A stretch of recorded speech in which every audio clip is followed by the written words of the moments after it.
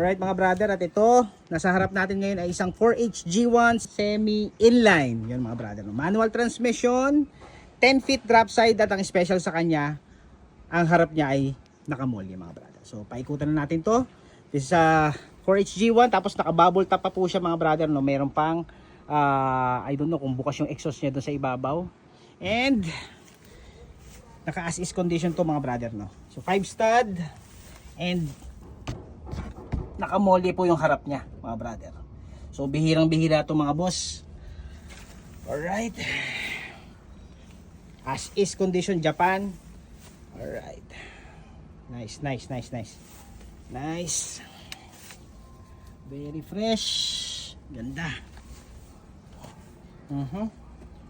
Yun, ang ganda.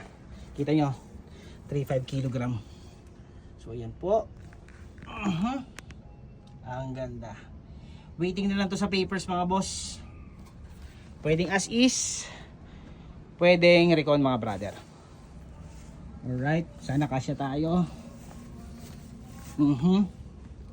Alright, so kukumpletuhin niya, lalagyan po ng reserbang gulong mga brother.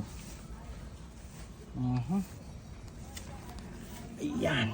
Oh, ready na to mga boss. Very ready.